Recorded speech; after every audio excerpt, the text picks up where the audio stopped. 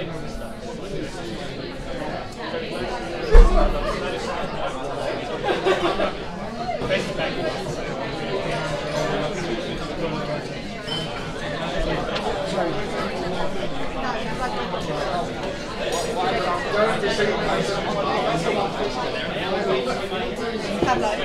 We'll start in around 5 minutes.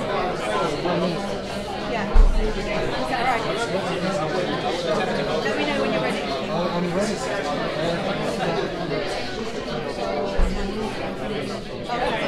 Alright, well, yeah, it's less than 5 minutes. 5 minutes or 5 minutes. You've got time.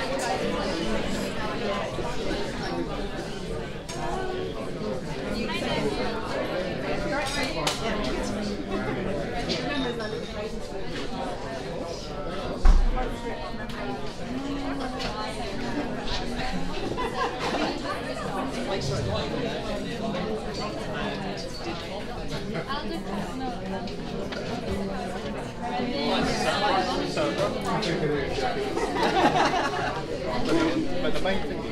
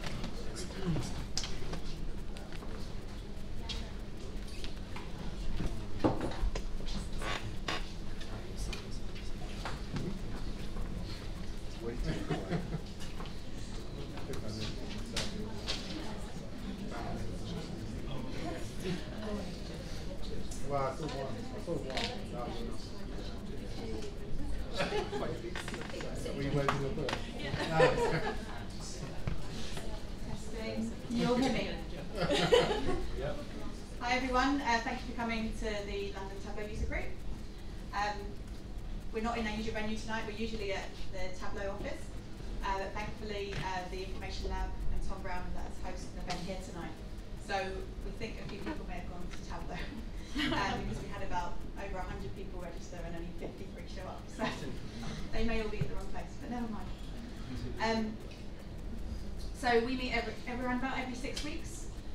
This is the team, so we've got myself, Sarah Bartlett, Paul Chapman, who's downstairs, Pablo Gomez, who's filming us tonight, Nick Bignell, and David Perez.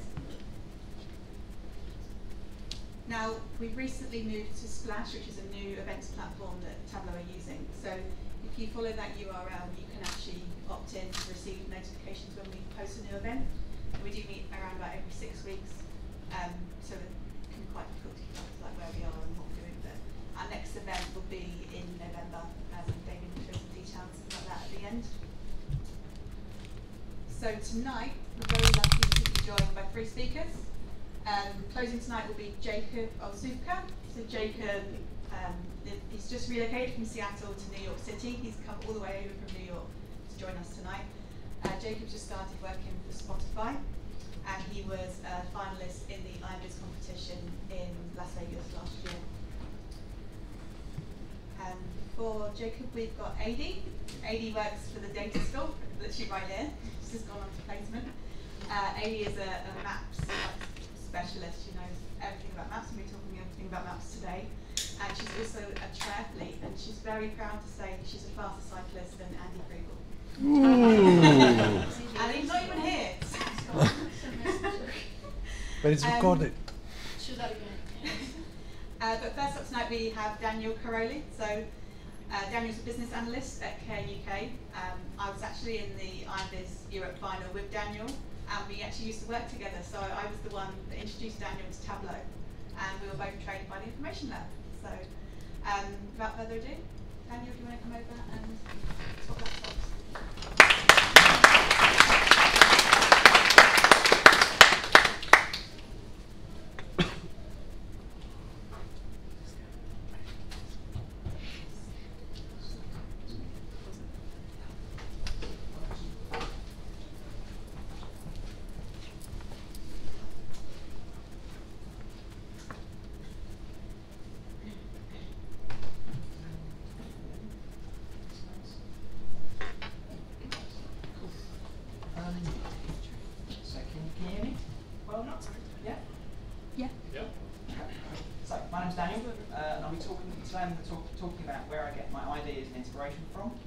So I'll go through a few examples where I've applied this in my workplace and why I think learning from a community is just great, really. So just to give you some context, I want to tell you a little about my Tableau journey and give you and just show you where I've learned, how I've learned, that sort of thing. So 4 years ago, I learned Tableau existed, and I had my first training session, as Sarah said, with the information lab. After that, I did virtually nothing to improve my knowledge. Everything I created wasn't that different from what I'd been doing previously in Excel. I just did what I knew. And when I did try something new, it wasn't exactly best practice. Think terrible tree maps, lots of red and green, you kind of get the idea. So 18 months later, I found out the Tableau community existed. Again, thank you, Sarah. And I uploaded one viz to Tableau Public. And that's part of Makeover Monday. And then I carried on with what I was doing before. I didn't do any more Tableau learning. Until early 2017, when I uploaded my second Tableau Public viz. And at this point, I really got involved with Makeover Monday and the community as a whole. So after that, I wanted to try and improve my okay. So after that, I wanted to try and improve my technical skills. So then I got involved with Workout Wednesday. And then, not long after that, I got Viz of the Day, which was a brilliant surprise. I then had a bit of spare time, so I had a shot at Iron Viz, and that was my first visualization where I really put a huge amount of effort in, and it was such a great learning experience. Didn't get anywhere with it, but that wasn't the point. And then around then, I started my current job with KUK. So I've been there for about 1.5 years now, and I use data from our treatment centres and to help ensure that our care is high quality and consistent. And I'm currently the only person using Tableau there, so it's a little bit of a one-man band at the moment. After that, I started a blog just to kind of document what I do and why I do it. And then since then, I've got involved with various other social data projects like Viz for Social Good, Storytelling the Data Challenge, and Sports Viz Sunday. But the highlights of this year have probably been taking part in Iron Viz on stage at Tableau Europe, and then getting the crowd favourite in the last feeder of this year. So removing all those labels, and just leaving the milestones, it's a bit lopsided. After I had my first training session, it was 2 years where I did nothing to develop my skills, not really. But it was only after I started looking outside the workplace that I really did start to improve. So what is so good about learning from a community? The Tableau community is really friendly, and the improvement can be so fast. So Klaus Schultz, he went from starting out with Tableau for the first time, and then he won it in under a year. And so many other people who've been there before, they've learnt lessons that you can learn from. But for me, most importantly, it's fun. I mean, it can be a little scary publishing your first viz, and I think that's probably why I was just so incredibly hesitant to begin with. You see all these people who are so better than you, but everyone's starting in the same place. When you do get your work out there in public and you're looking for feedback, don't be afraid to ask. So most people are friendly and will gladly give you their opinion. But if you do ask for any feedback, make sure you act on it, or at the very least, acknowledge it. This is what my visualizations looked at when I started out. They're not that good. But at the time, these were like, we worked together, and these were like groundbreaking. Like we thought that this replaced an Excel document, and it was like, oh my god, it's in Tableau. This is like the best thing ever. And these, I wouldn't be surprised if these visualizations are still being used today. Yeah, totally. They are almost certainly still being used. But yeah, so the top two, you can do those in Excel really. It's a pivot table and some line charts. Isn't it just out of the box formatting? and as I said, I wasn't kidding about the terrible tree map. It's literally the worst thing here. The different sections don't have a part-to-whole relationship. Colour and size are the same measure. I double encoded it for some reason. And it's red and green, so if you're colourblind, you've got no idea what's going on. But at the time, I didn't consider this was bad. It just didn't occur to me it wasn't best practice. I just created the chart and moved on. So these aren't much better. These are some of my early attempts at creating visualizations in public. And you can see I was definitely a fan of big, bold colours at the time. They don't always work.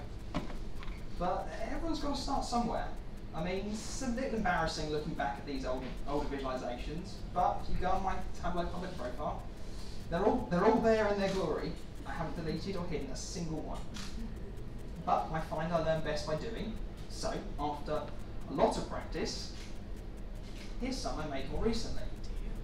Once I've been part of the community just for that bit longer. So, comparing the work I did now to when the work I did when I started, it's just such a big difference. Two of these were directly inspired by other visualizations I've seen and wanted to emulate myself. Though I'd almost certainly say all of these were inspired in some way by other people, be it techniques, chart types, colour schemes, whatever. So, yeah. The two long form ones were my ironed entries for this year, so that they took a worrying amount of time. So now I'm going to show you some visualizations and charts that I've taken inspiration from and how I've applied this in my workplace. So this is the first small market chart I'd seen that was dynamically created. This is by Roddy Zakovich. I've spoken to some people who would assume this is 30 separate sheets put together, but it's not. It's one chart. And if you're curious, these are the formulas that are used to order the teams into the grid. Now, as far as I can tell, this was originally thought up by Chris Love from the Information Lab. In 2014, he did a thorough set of blog posts looking at table calculations using index and size. But back to the chart itself, with everything using the same scale and axis, it's an excellent way, in this case, to compare the teams. You might be able to make out what he's highlighted the most recent dates to help comparisons. And it's really easy to see highs, lows, and it's really well labelled with the team names. And it's just a great way to show all the teams really neatly. So, or in this case, the treatment centres where I work. So this is taking the same technique and layout, but instead looking at cancellation types for our 9 treatment centres, which happens to fit perfectly into a nice square, which makes things even tidier. And similar to how the previous data was highlighted, here only the most recent rates of cancellation are shown numerically, just to focus the eye on what the most relevant data is. Now, I've been able to include these numbers as there's far fewer treatment centres than on the previous bits, so it doesn't look quite as cluttered if there were, say, 16, 24, whatever. Now, I've used the reference line, the little pink dash thing, which is our threshold, just to give you some context without the need for an axis. And this really helps with comparisons, similar to the 0 line that Roddy used in his viz.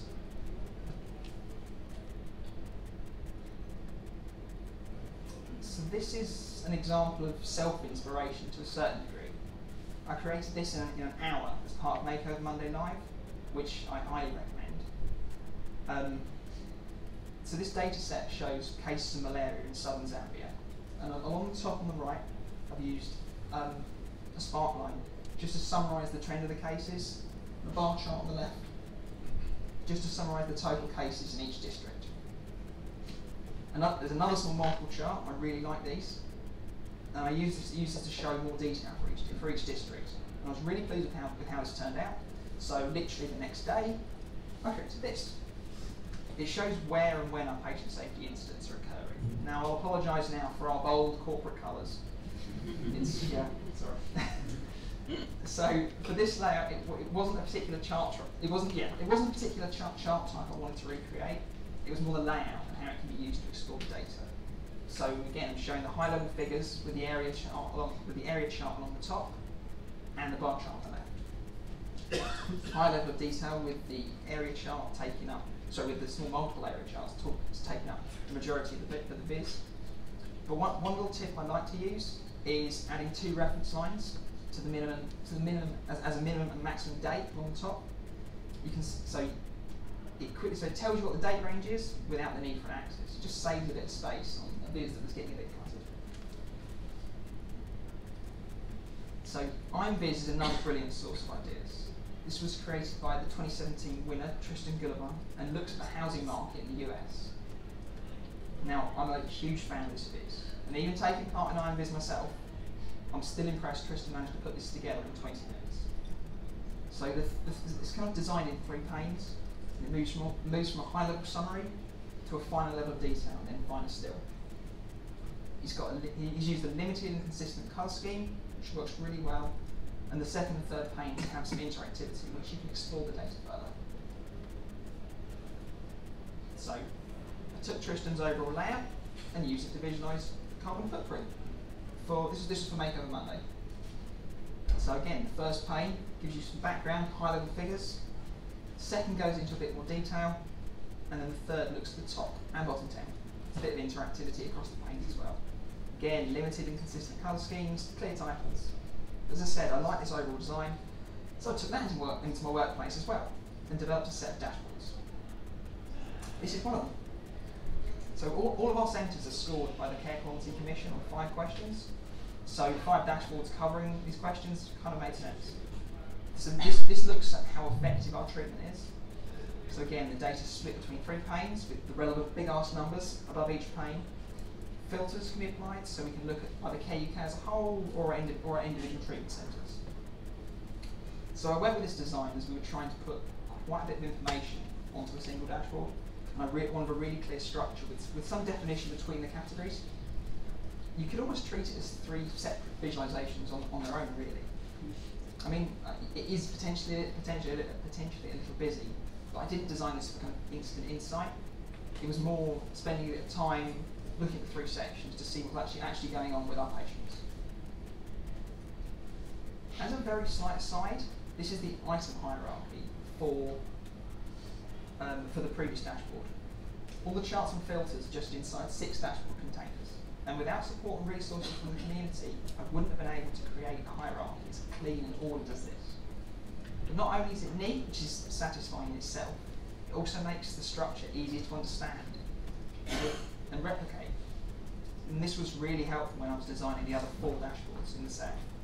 So there was a video by Elena Ristosva, which from earlier this year, and that really helped me get my head around the containers.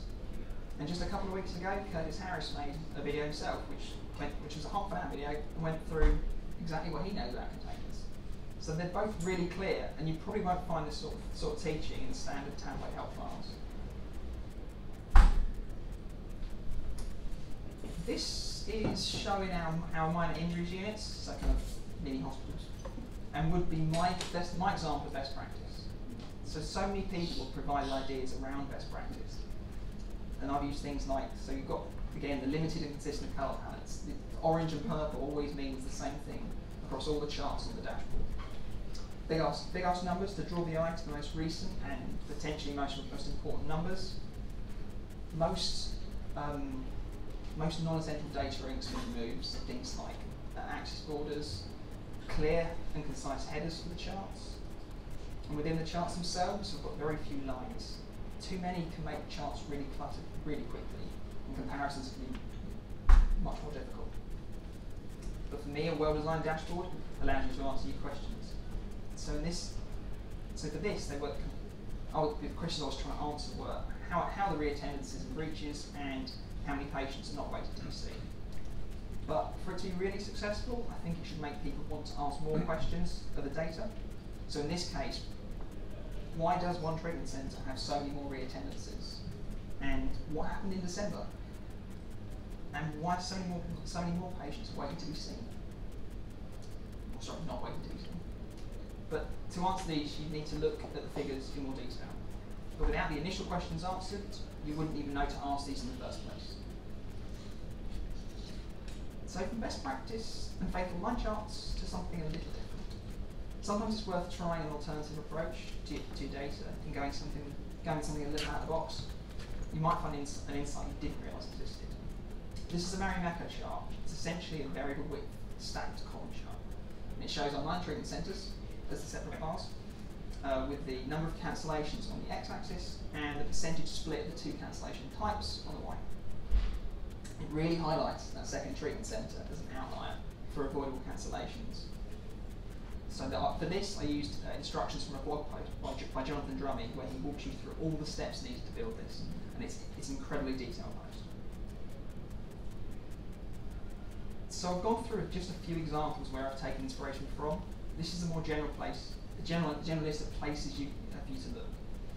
So blogs. If you're not sure where to start, look at the Tableau blog. They regularly have featured authors who link their own blogs, and they'll link to other blogs and so on. You'll end up with a good list really quickly. There's countless data viz books. Everything from Edward Tufte's The Visual Display of Quantitative Information to David McCrea's Information is Beautiful, and everything in between. Tableau Public has anything and everything. Follow someone, see who they follow, look at Viz of the Day, and all the featured authors. You will find something that is interesting and will inspire you. YouTube's got loads of good how-to guides and previous talks. Ryan Sleeper's talk from Tableau Conference Europe this year, that's particularly worth a watch. News sites, like the Financial Times and The Economist, worth checking. Obviously user groups like this one will hopefully inspire you as well. Friends and colleagues, definitely go speak to other people about your visualizations. But if you do take inspiration from someone, let them know. They'll definitely appreciate it, and perhaps your work will inspire them. But even with all these sources of inspiration and learning, just stepping away from your own work and doing something can really help spark ideas yourself. Mull things over with a coffee, maybe you'll get your head around a table calculation, it just won't work. But personally, some of my best learning has come from taking part in social data projects. So these are just the ones that I've taken part in, and there are others out there as well. If you're after something weekly, try Makeover Monday for constant learning in all aspects of visualization, or Workout Wednesday to really improve your technical skills within Tableau. For something that's monthly, have a look at Sports Viz Sunday. It's Rugby League data this month.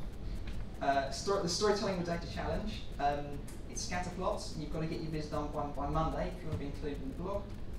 Or Viz for Social Good. And I believe there's a live hackathon this Saturday on South Bank. Viz feeders are done for this year, but for Europeans this fall, as we get our own special one.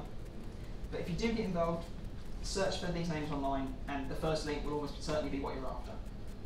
Now I know it would be incredibly difficult to devote all your time to these projects. And it's not, you don't have the time, trust me. But even on weeks when I don't take part, I do spend time looking at the work done by other people, and there's so many blog posts that are well worth reading as well. But I can honestly say, without getting involved with the Tableau community, my skills would still be languishing where they were 2 years ago. I'd probably still just be doing what I know. And these projects gave me the motivation to push myself just a little bit more.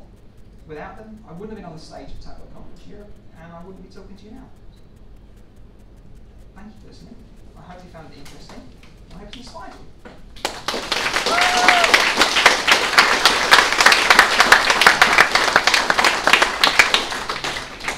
Has anyone got any questions for Daniel?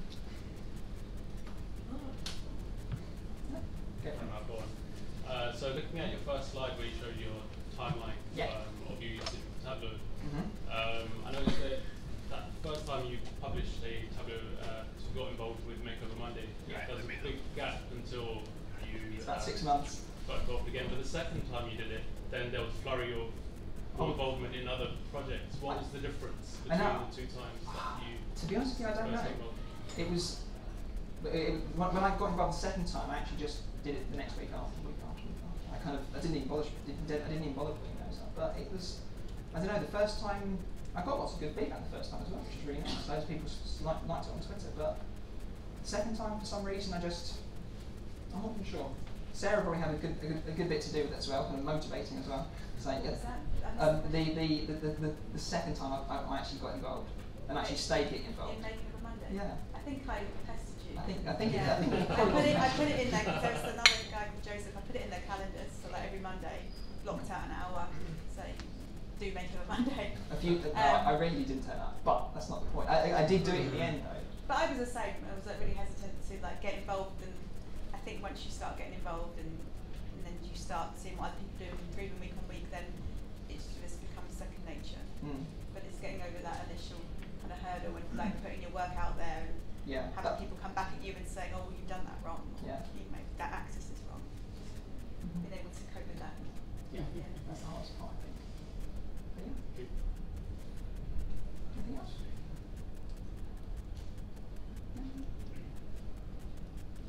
Cool. That's it. That's Thank it. you.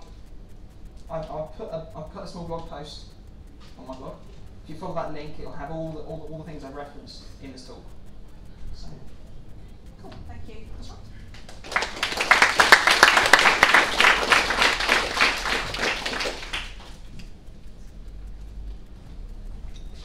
So next up we have AD. I'll just let AD get set up. I'll set it up.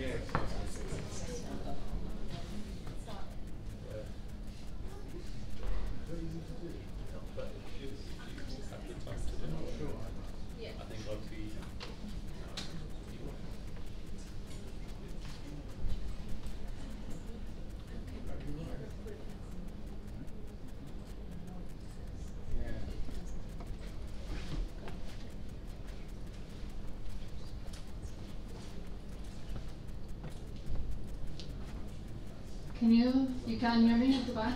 That's good. I'm going to use the handheld because it makes me feel a bit more like a karaoke star. So. And also I think the people online are possibly going to have a better chance of picking things up if I use the handheld. So I am 80. I'm a very proud member of the Information Lab's Data School. I'm also very proud that, and delighted in fact, that it's been publicly acknowledged that I am the better athlete. I think Andy has perhaps disappeared in shame, but it's true. So I'm relatively new to the Tableau community, but in a past life I was a spatial data analyst and I worked in public health. So I've done a lot of analysis and a lot of mapping, and I've also seen a lot of awesome stuff in spatial and in mapping for a whole range of subjects from a whole range of authors. The thing that those maps have in common is that they're all created with purpose. So purpose for me is everything in the visualization. One of the key things, the core drivers of purpose, is immediate humanitarian need. And I kind of picked up on that, I guess, first after the Haitian earthquake of 2010. So in the immediate aftermath, there was a huge crowdsourcing effort, so thousands of people, thousands and thousands of miles away, sitting at home on their computers, were using satellite images of Haiti to make base maps of the road networks, the transport logistics, that didn't exist previously.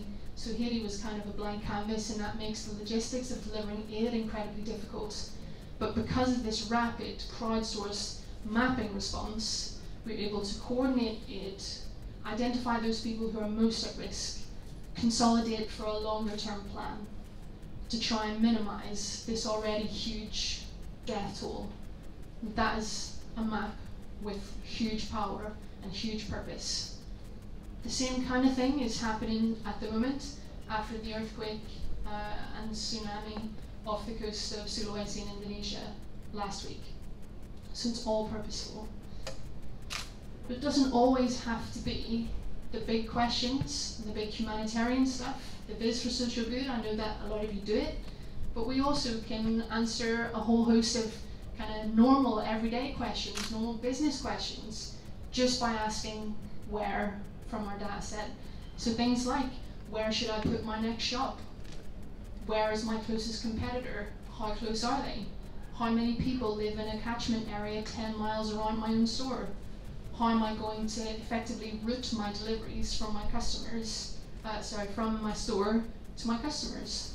All those things are powerful because they have a key purpose. They've got a question that needs to be answered.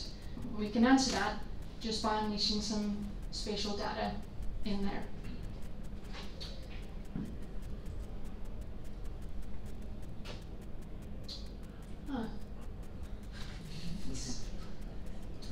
7.3 better. Let's not set that for now.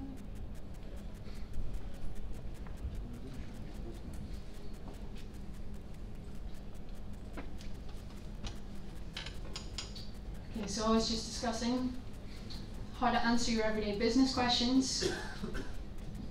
How we do that is just by embracing the where. So if you're not yet convinced by this quite rapid introduction to mapping and spatial, obviously you should be. I think maps are brilliant. Spatial data, awesome. Spatial analysis, awesome. The end. Just kidding. So the don't use maps bit is coming up. So the key things that we need to think about. If you have location in your data set, but it's not pertinent to your question, or it's not relevant to your outcome, then you don't need to use a map. And I'll say that again. If location exists in your data set, but it's coincidental to your outcome, then you do not need to use a map. Your time might be better served doing something else instead. However, if you've been through this internal kind of monologue and stressed out about it and decided that in fact you do need a map, your next thought might be, well, I know data, but I've never really dealt with spatial data, and that's a bit of a scary beast.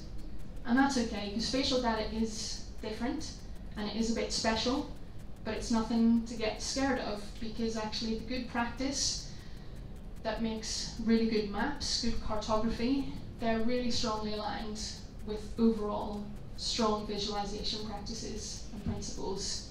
The same questions that you go through about your choice of charts, about how you're going to set up your dashboard, that's exactly the same with maps, because maps are just another type of chart. So I might be thinking in my head as I construct a dashboard or visualization, do I really need to do this chorded psyche diagram or this radial sunburst chart?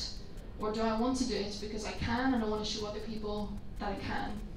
So am I serving the purpose of my visualization by using a map, or can I leave it out? So once you've kind of gone through that monologue, you're thinking, okay, I know how to address this, it's good practice. What are some of those that we already know? Again, what is the purpose? Who am I building this for? What's my intended outcome? Have I chosen a chart that fits that purpose? If I have, fine, go for it. Hit it with a map. If I haven't, maybe do something else. Another one, again, have I selected a chart that's appropriate for the data or not? And these are all, well, they should be quite reassuring because all these points are generic to every chart type, every visualization. And it's the same for maps, so you already know a lot of this stuff. Similarly, the other types of things that we think about, how to use color, how to leverage sequential or diverging color palettes, how to use fonts to effectively guide the viewer around rather than overwhelm them, how you might implement iconography, so different symbols, different layers in our map. And also thinking about layout, so white space. Is a viewer able to get a sense of space within their own head about what you're trying to deliver when they look at your visualization? The key thing that's specific for mapping is an effective choice of the base map, because that's really your canvas upon which you're going to build everything else. And we're lucky in Tableau because we've got 3 for free. And this is the first one. And you can see, like almost everything else in Tableau, it's built with data visualization in mind. So you're given immediately this minimalist canvas. So you can easily build things on top.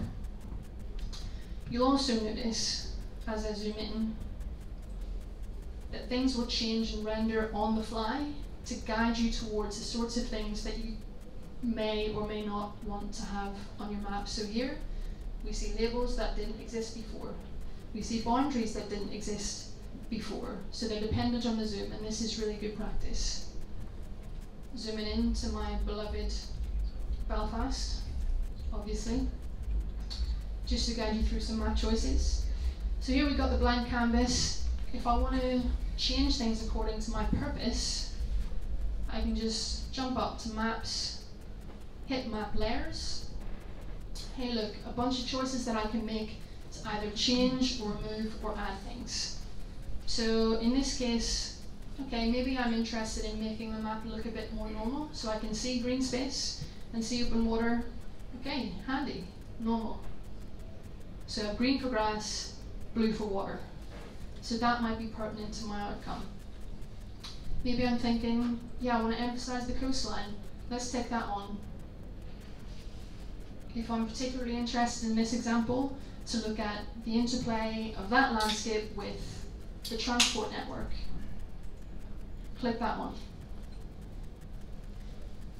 You have a whole bunch of options up here as well. You can make it dark. If for some reason you want to make it dark, it's nighttime, maybe, I don't know, you can go for it. The whole deal with this is that you start with the least possible required to fit your purpose and add stuff on. So don't start with the most complicated, start with the least and add the minimal number of layers that you need to communicate your message effectively.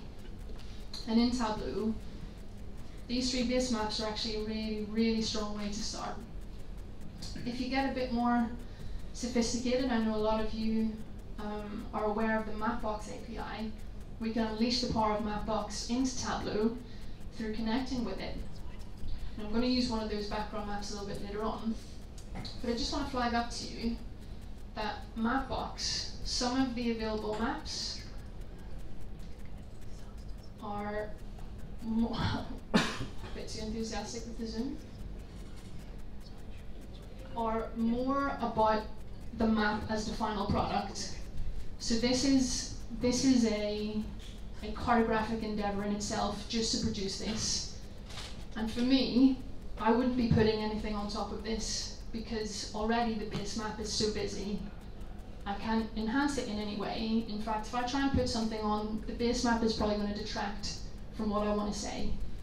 So you just got to be aware of the self-editing process. Keep yourself honest and on your purpose. But once you've decided, hopefully on your more minimalist approach, you want to get on to adding some of your own data to the map. And here, I've sneakily called this 4 maps in 4-ish minutes.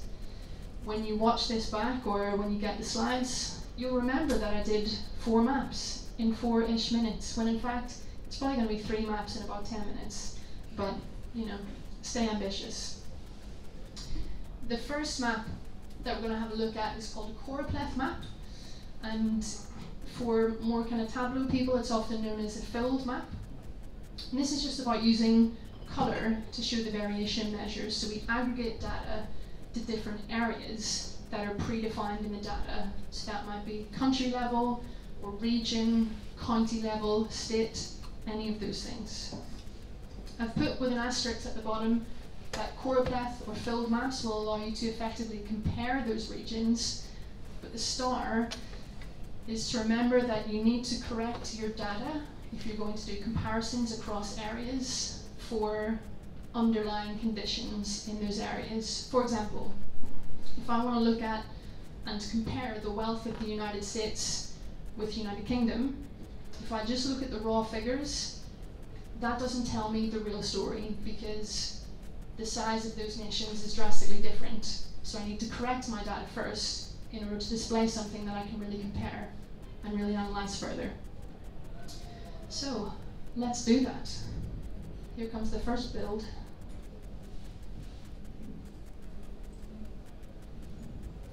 Here we go, my minimalist map. In this example, I'm using the global indicators, the sample data that comes with Tableau, nice freebie. We have a whole bunch of indicators. Some of them, like health expenditure, are already corrected for population, but GDP isn't, and I'm gonna map GDP. And I'll just drag this up for you. I've already also done the correction. So I've already created my normalization of GDP by the population. When I do this, I want my GDP by country, so I'm going to drag that into the detail. And then let's just have a look at GDP per capita. Let's put that on color, because choropleth is all about color. Now, choropleth, filled map, great for comparison. It's not really working for me at the minute. First pass, I know that I can build it. The thing that's causing problems is that we have a huge range in the data, so actually I'm not really able to see contrast within almost the entire continent of Africa, and that I want to address. So a quick kind of hack around that is just for visualization purposes, as I've craftily named my little calculation. Purely for the viz, I'm just going to log the previous calculation, because that is going to minimize the range in the data and allow me to show the comparison a bit better. So what we're going to do is swap that out. And there we get something slightly better. So you can see the huge variation within the continent of Africa, also going into the Middle East, into Asia. While I'm there, I also think I don't really need to have my country names underneath. So I just go quickly into map layers. Let's get rid of all that. And just leave the base. And also, my color is really effective in showing the boundaries of the countries on its own. So I don't really need the border to be in there in my color. So I'm going to switch that off, just to make it look a little bit cleaner. So that's number one, filled map. Was it in a minute? Probably not, but that's okay. So there we go. Next up, let's come back to that if we've got time. Next up, instead of using color to show variation in our measures, this time we're going to use size. So something called proportional circles. It's also known as proportional symbols. It's more common to use circles perhaps than any other type of symbol, which is why we can title it circles. Here we're aggregating the data again, but we're using size to show the variation measures rather than color. And it allows comparison between pointer areas, so you can immediately see that there's difference. So it's guiding you to ask more questions. I've got a little asterisk there this time, because one of the things that could get misleading in a proportional circles phase is a whole bunch of stuff just sits over a whole bunch of other stuff. And if our data is particularly dense, we don't really get to see what's going on at all. But I've also got a little hack for that.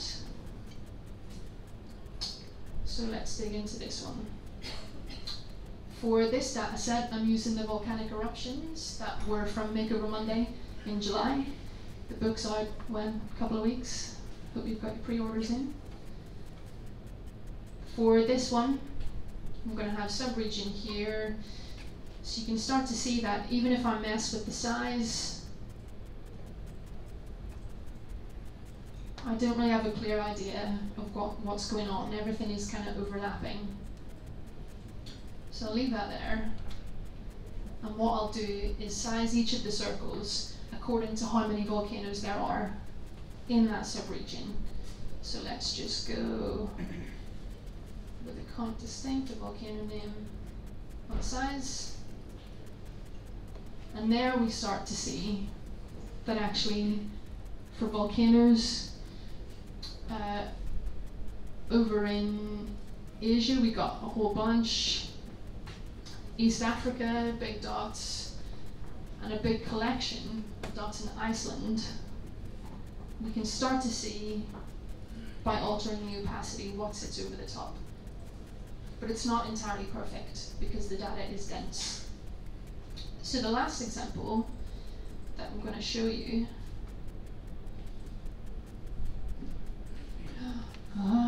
density mark. Yeah, ooh, that's how it starts. Heat maps. Heat maps. So this is in the beta version of Tableau. I think it's going to come out sometime towards Christmas, maybe, is the density mark type. And this is specifically designed to try and remedy the problem that we saw with the proportional circles. Our data set is so dense that we can't really see exactly what's going on or where things are particularly concentrated. We just have kind of a mess of stuff. if we use the heat map, if we use the density mark, we're more able to see where points are collected together. Again, we're using color to show density. We're not really concerned about administrative regions or countries. This is just showing us exactly where everything is on a point-by-point basis. So we're displaying density relative to other points within a neighborhood. I've also put a little caution sign at the top, and I'll explain why in just a second. But let's do the build first, because it's super easy and it looks really cool, so you'll want to see it. Same kind of thing again. Let's go volcano name on detail. So this is the problem that we'd face if we were just trying to plot these dot by dot by dot. Changing the opacity on this is not going to help me. It's just kind of a blurry mess rather than this mess. So instead of using circle as my mark type, I'll go straight in and choose density. And in this case, let's bring that up. So here, as simple as that, a couple of clicks and I can see the concentration of volcanoes globally. Outstanding. My little caution symbol is from kind of a GIS, so a specialist spatial background. Heat maps are actually known as something, or they're created by something called kernel density estimation, and that's sort of a mathematical process in which we look at a individual point within a neighborhood, but we should be able to define the size of the neighborhood that we think is important, that it might be having an impact on the point that we're looking at. We also would be able to say, you know, what the distance to k is. So do the points that are closer to the point that I'm looking at influence that point, and how does that influence change in space? In a bit of GIS software, I'd be able to do that. And the third thing is, I would be able to weight my calculation, so I would be able to add importance perhaps by when the volcano last erupted, or how close the closest major population centre is, so it would be able to assess certain levels of importance. Now, something is going on within Tableau, but it's all done under the hood, and that's the thing that makes me a little bit reluctant at the minute to fully embrace this as a chart type. It's just a black box thing. If I knew what was going on, I'd probably be a bit more enthusiastic than my already superbly enthusiastic ways. But the good news is that even in specialist spatial software, heat maps are only being used as a guide to drive more questions. So although we don't see what's going on under the hood, we're not finishing our story with what comes out here. And this is, I guess, what Daniel was talking about, is we're using the viz to ask more questions. And that is specifically true about maps. When you put something on a map, you unleash a whole host of questions that you didn't even know that you had. And that's all possible just by asking where of your data. And so, your whistle-stop tour, Tableau is going to collapse again. Well, the whistle-stop tour of spatial has finished. I have 4 takeaway points that, hey, they're on a slide, but I can just talk you through them. Key point number 1 for your Thursday night takeaway: stay hungry. If you don't know very much about spatial, if you don't know very much about mapping, there's a whole bunch of resources that I put in the workbook that you can go check out and have a look for yourself. Second point, normalize your data if you want to compare across regions. Third key point, use visual best practice. So the things that you would do for any of your other chart types, do the same for a map. And the last thing, use location if location is relevant. That's why maps are awesome, and you can, if you like, use a lot. Thank you.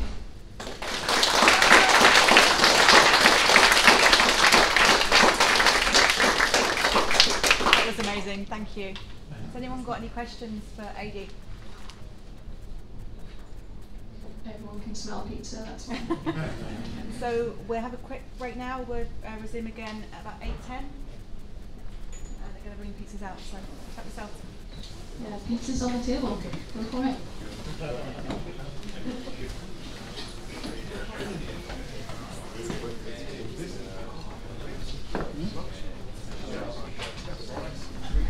Really good. Everyone's going crazy with this.